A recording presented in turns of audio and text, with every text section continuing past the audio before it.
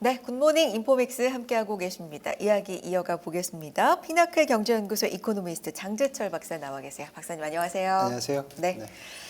25일에 또 중요한 일정이 있습니다. 네, 한미 정상회담이 있는데 그 한미 정상회담으로 미국으로 가는 이전에 일본을 먼저 이재명 대통령이 방문을 하잖아요. 이제 이런 일정을 두고 선방일 후방미 이렇게 이제 표현도 하던데 어떤 전략, 의도 어떻게 분석하고 계세요? 상당히 이례적이죠. 네. 보통 우리 이제 대통령이 새로 되면은 네. 미국부터 방문을 하고 그게 어떻게 보면 한미 간의 그 뭐라 그럴까요? 동맹의 그런 상징이었는데 동맹. 네, 네. 동맹. 근데 네. 일본부터 간다는 건 사실 되게 복합적인 의미가 있는 것 같아요. 왜냐면 뭐 이전 정부에서 몇 번의 그런 어떤 이슈도 있었지만은 한미일 삼각 안보 협력이라는 게 있었잖아요. 근데 그런 부분이 좀 소원했던 부분이 미국에 있어서는 어떻게 보면 좀 불만 요인이었던 부분이 있었거든요. 근데 이번에 미국 가기 전에 일본에 들려서 이시바 총리랑 같이 한일 간의 뭐 경제뿐만 아니라 안보에 대한 이런 또 이슈, 특히 인도 태평양 전략에서 일본과 한국의 위치가 되게 중요하잖아요. 그래서 미국 가기 전에 일단 그런 것들을 한번 한국과 일본 간에 조율을 해보고 주요 이슈에 대해서 얘기를 하고 그런 안건을 가지고 이제 미국에 간다고 하면 좀 좋은 대화 결과가 있을 수도 있고요. 두 번째로는 어떻게 보면 트럼프 대통령의 그 협상 전략이 우리 관세 그 협의 때 보면은 그런 게 있었잖아요. 우리 90개 국가에 대해서 다 편지 보냈어. 누구든지 먼저 와가지고 협상을 해. 네. 그러면 이제 사람들이 되게 급하잖아요. 각 나라들이. 먼저 가서 빨리 좋은 그렇죠. 협상 조건을 얻기 위해서. 그걸 이제 보도에서 보면은 경제학이나 아니면 게임 이론에서 얘기하는 죄수의 딜레마. 각 나라들이 자기한테 유리한 선택을 했는데 나중에 보니까 다 그게 베스트 선택이 아니었다는 거잖아요. 그래서 그런 것도 사실은 한일 간에 미국이 그 한국과 일본 간의 어떤 관세 협상을 할 때 자동차 관련된 것도 맞아요. 그렇고 이런 이슈들이 많았었잖아요. 네. 그래서 그런 데에 대한 어떻게 보면 공동적인 어떤 뭐 협의 아니면 공동 전략 이런 것들이 좀 작용하는 거 아니냐, 이런 계산이 있었던 게 아니냐 이런 생각이 좀 듭니다. 그래서 미국의 어떤 관세나 아니면 또 아시아 태평양 이런 안보 전략에 있어서 한일 간에 먼저 짚어볼 것도 한번 보고, 그리고 트럼프 대통령의 이 경제 정책 또 관세 정책에 대해서 어떻게 공동적으로 전선을 좀 맺어서 가는 게 좋지 않을까, 이런 아주 복합적인 기대가 있었던 거로 좀 생각이 듭니다. 안보로도 그렇고 뭐 경제로도 그렇고 좀 복합적인 안건들이 있을 것 같다. 네. 사실 뭐 오늘 말씀 계속 네. 드리겠지만은 네. 미국 중심의 네. 어떤 세계적인 경제 그 체계가 다시 짜지고 있잖아요. 그런 상황에서 한국과 일본 위치가 상당히 중요한 거고 바로 옆에 있는 또 중국도 있잖아요. 그래서 이런 거에 대한 어떻게 보면 조율 이런 거를 한번 처음 시작을 하면서 가져가는 게 아니냐 이렇게 좀 해석이 됩니다. 근데 한일 참 글쎄요, 협력을 할 분야는 이제 해야 되겠지만 상당히 이제 좀 쉽지 않은 부분들이 또 있다라는 생각이 얼핏 생각해도 여러 개가 이제 있고, 특히 이제 경제적인 쪽만 생각을 최근의 일만 보더라도 관세 협상에 있어서도 우리가 자동차 관세 협상을 15%로 하느냐 12.5%로 하느냐 뭐 이 부분도 맞아요. 사실은 일본 대비해서 경쟁력을 어느 정도 우리가 갖고 가느냐 아니면 똑같이 가느냐 뭐 이런 거였어요. 그러니까 맞아요. 어느 정도 이제 산업 분야에 있어서 경쟁적인 관계가 있을 수밖에 없는데 뭐 대표적으로 자동차, 그렇죠. 반도체 뭐 여러 가지가 있잖아요. 어떻게 보시는지 궁금한데. 예, 지금 뭐 질문 주신 네. 것처럼 한일 간에 사실 경제 어떤 시스템에서 보면 제일 중요한 게 경쟁 관계잖아요. 네, 네. 그리고 그 경쟁 관계가 왜 나왔냐면 우리가 일본을 추격하는 관계에서 일본의 어떤 뭐 제품이나 기술을 우리가 한때는 우리가 뭐 복제를 하고 또 기술도 또 캐치업하는 그런 단계가 있었잖아요. 그런 단계에서 항상 일본이라는 어떤 상대는 우리가 극복해야 되는 상대였고 그런 관계로 이제 쭉 온 거죠. 그런 관계에서 본다고 했을 때 말씀하신 것처럼 주력 산업에서 경쟁은 불가피했던 것 같고요. 제일 큰 상황이 지금 자동차 같은 경우에는 글로벌 마켓에서 우리 현대, 기아가 도요타, 혼다 이런 일본 기업들과 경쟁을 하고 있잖아요. 상당히 어떻게 보면 치열한 경쟁을 하고 있는 상황이고 여기에는 지금 말씀하셨던 관세 이슈가 굉장히 크게 작용을 하고 그것은 왜냐하면 미국이라는 큰 시장 내에서 이제 경쟁을 해야 되는 거고 그리고 자동차가 한국도 그렇고 일본도 그렇고 굉장히 큰 주력 산업이기 때문에 그렇잖아요. 그래서 이 경쟁 관계가 상당히 이제 치열해지고 과연 이 관세라는 새로운 경제 환경 내에서 어떤 기업이 어떤 나라가 우위를 차지할까에 대한 이슈가 중요한 것 같아요. 그리고 반도체 같은 경우에는 자동차랑 다르게 자동차는 순전히 아주 굉장히 강한 어떤 경쟁의 어떤 관계라고 하면 반도체는 협력 관계가 있는 것 같아요. 왜냐하면 우리가 소부장, 반도체 관련된 소부장은 소재, 부품, 장비는 일본에 의존을 하고 있고 우리는 그걸 가져다가 우리 기술을 조금 더 보태가지고 새로운 메모리 반도체 조립을 하고 새로운 상품을 만드는 거고 또 그걸 또 일본에 수출을 해요. 그래서 그러니까 이 반도체 산업은 서로 협력하고 있는 어떤 수직 계열화, 수직 어떤 그런 기술 관계가 있는 거고 그 다음에 이제 조선 같은 경우는 되게 재밌어요. 조선은 우리가 일본의 조선 산업을 이제 극복하고 이겼잖아요. 이겼다는 게 뭐냐면 일본은 어떻게 보면 조선 산업을 80년대, 90년대 초에 포기했어요. 그리고 우리는 계속 그걸 유지하고 있고 더 발전시키고 있고 고부가 가치 선박을 만들고 있는데 일본 같은 경우에는 그걸 포기했다가 지금은 다시 부활을 꿈꾸고 있다고 해요. 그래서 친환경 선박이라든지 아니면 군함, 해군 이런 쪽으로 해서 다시 한번 조선업의 부활을 꿈꾸고 있는 그런 상황이기 때문에 어떻게 보면 지금으로서는 경쟁 관계는 작지만 앞으로 더 높아질 수 있고 더 중요한 것은 여기에 중국이라는 굉장히 큰 경쟁자가 생긴 거잖아요. 중국은 뭐 고부가 가치는 아니지만 컨테이너십들을 많이 만들고 있고 이런 것들을 저가로 또 한국과 일본에 대한 또 조선 산업의 경쟁 관계로 나타나고 있고 그래서 이 주요 산업 부분에 있어서 보면 협력과 견제 그리고 경쟁이라는 것이 복합적으로 작용하는 그런 시스템이라고 볼 수 있을 것 같아요. 그 자동차가 일단 가장 좀 첨예하고 아주 치열한 경쟁 관계 뭐 이런 부분 말씀해 주셔서 이 부분부터 조금 짚어보면 사실 일본의 관세 협상 과정이 그냥 이게 뉴스만으로 접하기에도 오히려 우리보다 조금 더 잡음이 많은 것 같았어요. 뭔가 약간 처음과는 좀 더 다른 느낌의 뒤통수를 맞았다 뭐 이런 표현도 있었고 그리고 나중에는 약간 달라져서 다시 담당자가 다시 미국으로 날아가서 다시 확인하는 일도 있었잖아요. 뭐 이런 과정을 거친 좀 일본의 좀 험난한 관세 협상 과정이었는데 근데 자동차 관세 협상 이후에 도요타 주가 그 이후의 주가만을 보면 한 10% 이상 올랐는데 우리는 현대기아차 좀 어려웠거든요. 지금까지도 그렇고 이 어떤 차이가 있는지도 궁금하고요. 그러니까 이 관세라는 그 이슈가 이제 기업의 어떤 뭐 주가에 영향을 미친 거잖아요. 그러면 관세가 왜 주가에 영향을 미쳤냐? 그러면 관세로 인해서 그 기업의 영업이익이 얼마큼 영향을 받느냐의 문제잖아요. 근데 관세는 우리가 보통 얘기하는 관세선이라는 게 있잖아요.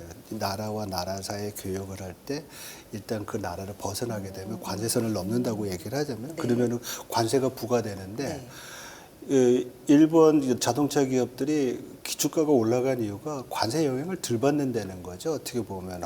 왜냐하면 미국 내에서 판매되고 있는 일본 자동차의 뭐 차종별로 다르겠지만 53%에서 99%가 미국 내에서 생산된다는 거예요. 그러니까 미국 내에서 많이 생산이 되면 트럼프 대통령 얘기대로 와서 우리나라에서 미국에서 생산하면 관세 안 내니까 와서 공장 절하라는 얘기잖아요. 일본의 자동차 기업들, 특히 미국 사람들이 많이 타는 자동차의 경우에는 일본 자동차 기업이 내수 기업이다 이런 얘기도 해요. 그러니까 미국 내에서 만들어서 거의 미국 시장에 공급을 하는 관세 영향을 덜 받겠죠. 그렇지만 한국은 현지 생산, 미국 생산 비중이 뭐 38에서 42%, 40% 내외라는 거죠. 그러면 나머지 60%는 어디서 와야 돼요? 한국이나 멕시코 통해서 가야 되는데 여기는 관세가 부과되는 거잖아요. 네네. 그러니까 이게 뭐 15% 같은 관세라고 하지만 관세가 부과되는 자동차의 그 비중이 한국이 훨씬 더 큰 거잖아요.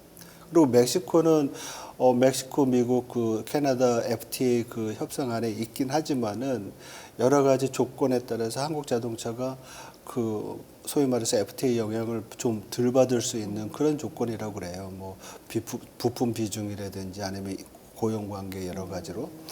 그렇게 되면 우리가 이제 뭐 보도에도 나왔지만은 관세 15%가 적용이 되면 우리나라 뭐 현대차 기업의 영업이익의 44%가 준다.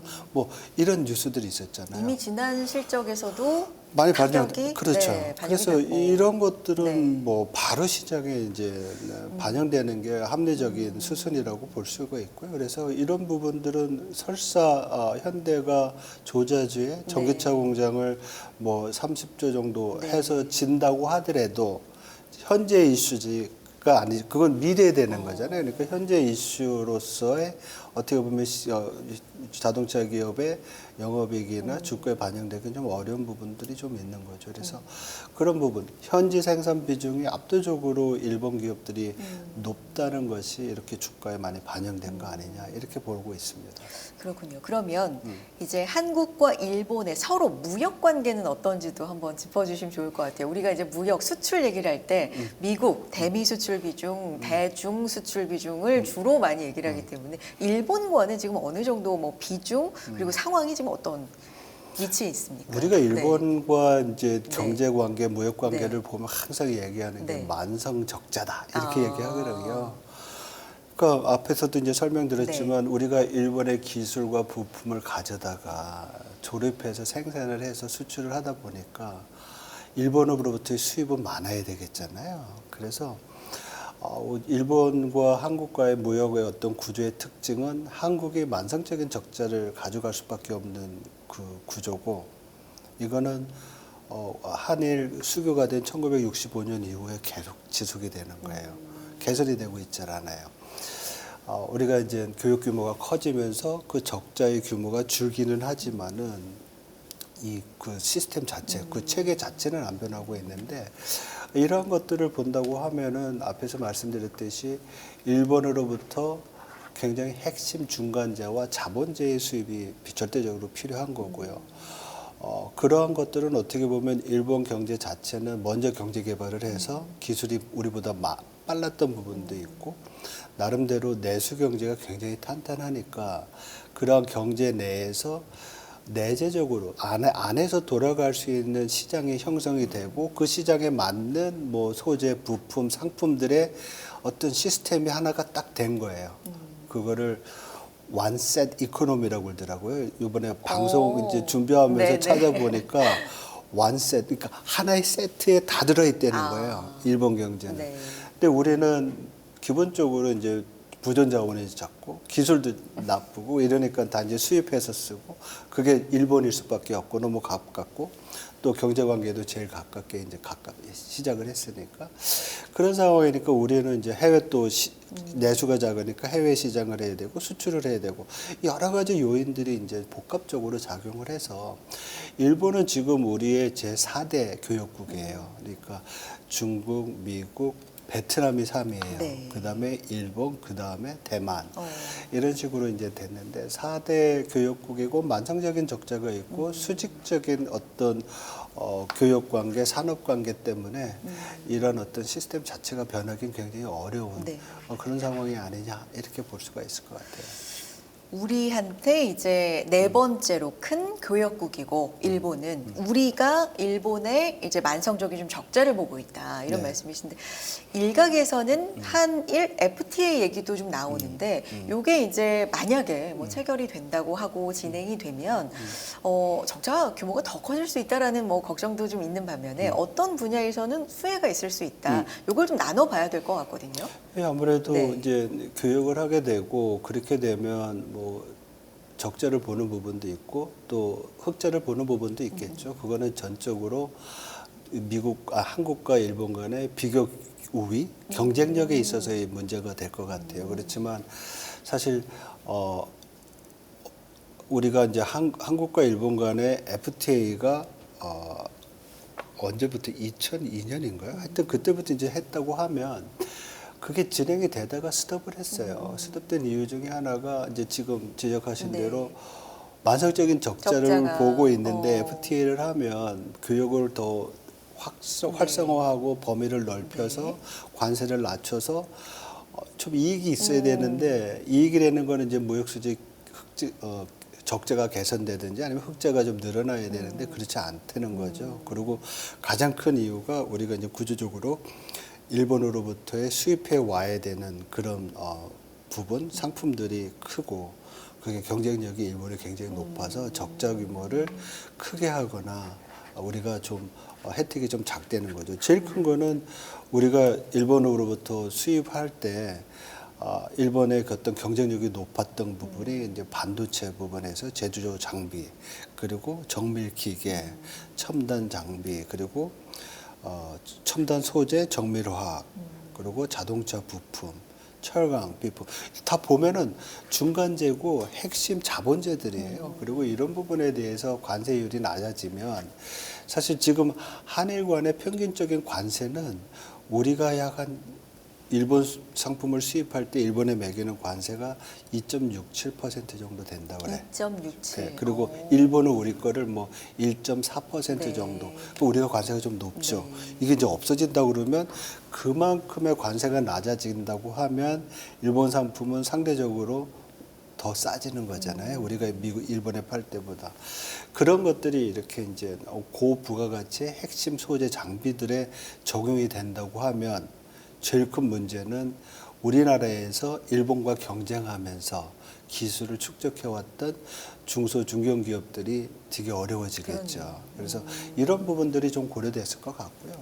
또 이제 뭐 질문하신 대로 어디서 우리가 혜택을 보느냐? 그러면 우리가 잘하는 거잖아요. 잘하는 거는 그런 거 가져다가 만들어서 파는 거, 뭐 메모리 반도체, 뭐 이런 것들이 아마 되지 않을까 이렇게 생각이 들어요. 그리고 일본에 우리가 제일 많이 파는 게 석유 제품이에요. 원유를 가져다 가공을 해가지고 뭐 나프타 이런 것들 뭐 파는 것 있었고 그 다음에 반도체 있고 철강은 이제 일반 철강판들 같은 것들 우리가 일본에 판다고 그래요. 그리고 최근에는 이제 K 관련된 한류 관련된 상품, K 뷰티, 뭐 네네, K 푸드, 네.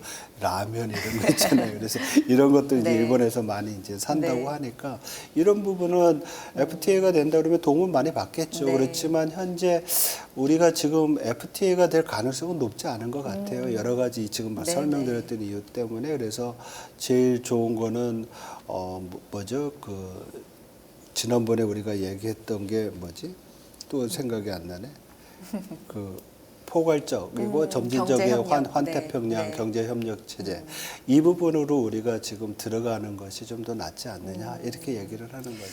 그렇군요. 우리가 이제 코로나 거치고 뭐 미중에 오래 지금 지속되고 있는 패권 경쟁, 기술 패권 전쟁이라든지 뭐 글로벌 또 여러 분쟁, 전쟁 이런 걸 겪으면서 공급망이 재편된다 이런 얘기 상당히 많이 듣잖아요. 일본과 우리와의 관계에 있어서 공급망 측면에서는 어떻게 볼 수 있어요, 박사님? 되게 중요한 것 같아요. 그래서 이게 사실 공급망 재편이라는 것이 이제 전 세계적으로 보면 미국 중심으로 기존에는 이제 효율적인 생산에서 글로벌 어떤 공급망이라는 게 있어서 좀 더 경제적이고 싼 데서 이제 생산을 해서 효율성 위주로 그래서 이제 세계적인 공급망이 됐다고 하면 이제는 공급망이라는 게 안보랑 직결이 되고 또 경제뿐만 아니라 안보랑 직결이 되면서 미국 중심의 공급망 재편이 되는 것 같아요. 그러니까 미국이 중국을 배제시키는 네네. 공급망이 있고 그 안에 한국과 일본이 이제 들어가야 되는 그런 상황이라고 볼 수가 있는 것 같거든요. 그렇다고 보면 이 미국 중심의 공급망 안으로 한국과 일본이 들어가서 이 세 나라가 협력하는 방법 그거를 이제 삼국 미국 한미일 삼각 첨단 산업 뭐 트라이앵글이라고 얘기를 하더라고요. 그러니까 미국의 기술 그리고 일본의 소부장, 소재, 부품, 장비, 그리고 한국의 제조 능력. 그러면 이 삼각 트라이앵글 자체가 중국을 배제하고도 완전체의 어떤 공급망이 된다는 거잖아요. 그래서 이러한 공급망 체제 내에 들어가서 이제 여러 가지 뭐 산업 정책과 경제 정책들이 있을 수 있겠죠. 그 중에서 제일 중요한 거 뭐 반도체라든지 신산업에 대한 이런 부분에 대한 것들이 아마 들어가지 않을까 이런 생각이 좀 들어요. 그럼 이번에 한일 정상회담 거쳐서 한미 정상회담 이런 부분들이 좀 포괄적으로 고민될 가능성도 있다고 보시는 거예요? 그러니까 저도 네. 이제 요번에 네. 뭐 미국 네. 한미 간에 네. 이제 정상회담이 있다고 하면 네, 이게 과연 뭘 얘기를 할 것인가. 일단 근데 만남 자체도 물론 첫 번째 만남이니까 의미가 있고 첫 번째 네. 만남이 네. 의미가 있는데 이게 이제 뭐 제일 중요한 건 뭐 네. 경제에 관련된 이슈라고 얘기할 수도 있잖아요. 그렇지만은 미국이 한국을 볼 때 경제적인 이슈는 제 개인적인 생각으로는 그렇게 크지 않을 수도 있어요. 물론 경제 협력을 통해서 뭐 공급망 이슈 말씀드렸지만 제일 미국 입장에서 본다고 그럴 때 안보가 제일 중요한 것 같고요. 그런 이슈가 어떻게 보면 지금 우크라이나 전쟁을 뭐 휴전 없이 평화협정으로 빨리 끝내려는 그런 의도도 보이는 그런 거라고 저는 생각을 하는데 그렇다고 보면 트럼프 대통령이 한국에 요구할 거가 뭐냐 그러면 경제 안보 전략 중에서 저는 안보 전략 이게 제일 클 것 같아요. 그래서 중국에 대한 한국과 일본의 어떤 협력 관계 그리고 한국의 역할 그리고 지금 뭐 주한미군의 역할 변화에 대한 이슈도 지금 제기가 되고 있잖아요. 그래서 이런 부분들이 결국은 안보로 인해서 이것이 경제에 미치는 영향들이 이제 어떻게 지금 전개가 될까? 저는 그 부분이 제일 좀 걱정과 우려가 좀 있는 부분이고요. 네네. 아마 이런 부분들이 우리가 첫 번째 질문에 했던 왜 일본 먼저 가느냐? 여기에서 그 원인을 우리가 찾아야 되지 않을까 이런 생각을 좀 해봅니다. 그래서 굉장히 중요한 미팅이라고 저는 생각을 해요.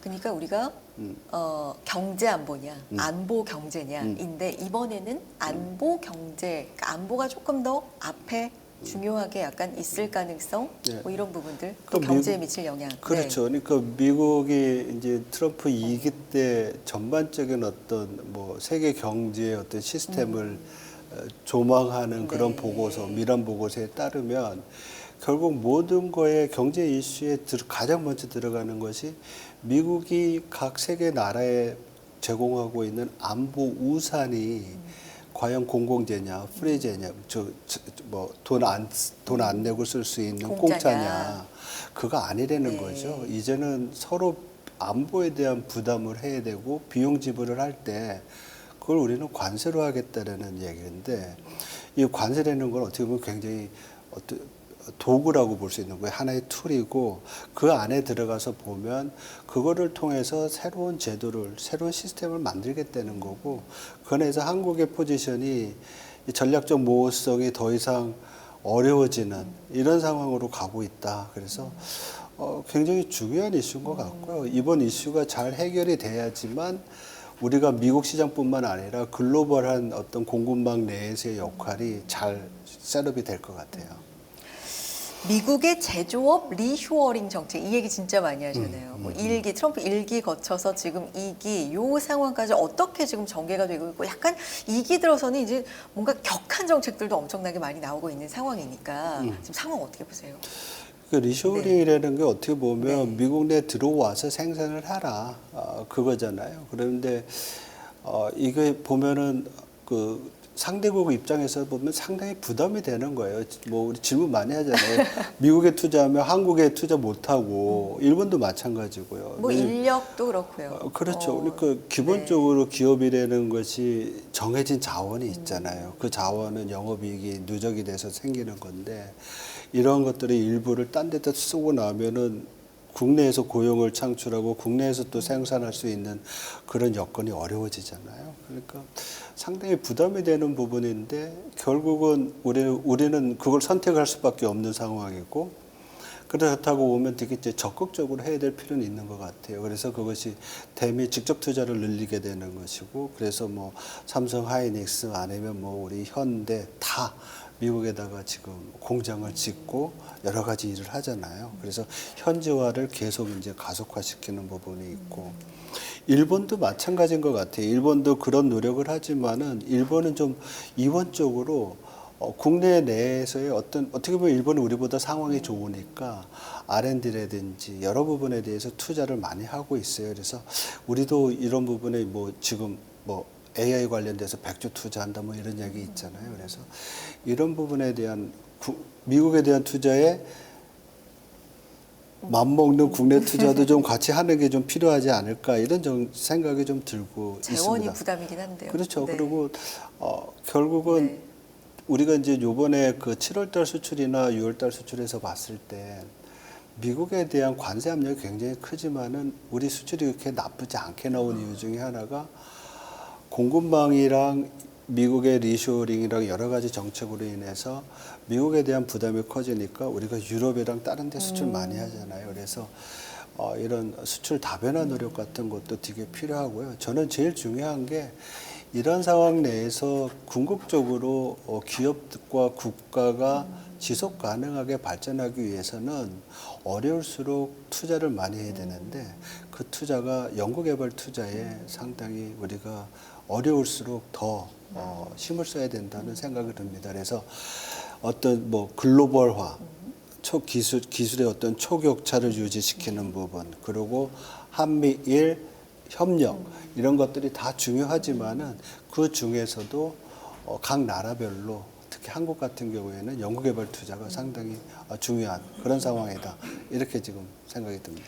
중국 얘기는 이제 많이 오늘은 안 했는데 사실 중국도 생각을 안 할 수가 없잖아요. 이 모든 관계에 있어서. 그렇죠. 견제를 해야 되지만 최근에 보면은 이제 좀 가까워지고 우리 관계가 협력하려는 움직임도 여러 정책이라든지 산업 곳곳에서 좀 보이고 있거든요. 요 줄타기도 좀 굉장히 현명하게 잘 해야 되지 않나 싶기도 하고요. 중국 어떻게 보십니까? 뭐 어떻게 보면 경제와 안보에 있어서 전략적 모호성이라는 것이 좀 어려운 상황이긴 하지만은 중국은 한국과 일본에 있어서는 상당히 경제 큰 시장이고 그렇죠. 경제 협력과 이런 것들이 필요한 상황이에요. 그래서 전략적으로 좀 잘 적응을 해야 되는 그런 뭐라 그럴까 상대인데 우리가 보통 얘기할 때 디리스킹이라고 그러잖아요. 네네. 그래서 중국 관련된 리스크를 줄이는 부분이 상당히 중요해요. 그러니까 너무 중국 의존적인 어떤 뭐 시장을 운영한다든지 아니면 기술을 가지고 있다든지 그러니까 중국과의 어떤 뭐 산업에 있어서의 기술적 의존도를 더 강화한다든지 이런 부분은 좀 삼가하는 그런 방법으로 가야 되지 않나. 과거에 비해 수출 비중은 그래도 조금 줄었죠. 중국에 대해서는. 중국에 대해서 네, 좀 의존도는 네네. 좀 줄었죠. 왜냐면은 중국을 통해서 미국으로 가는 것들을 많이 줄였으니까요. 미국이 그걸 이제 원하지 않으니까.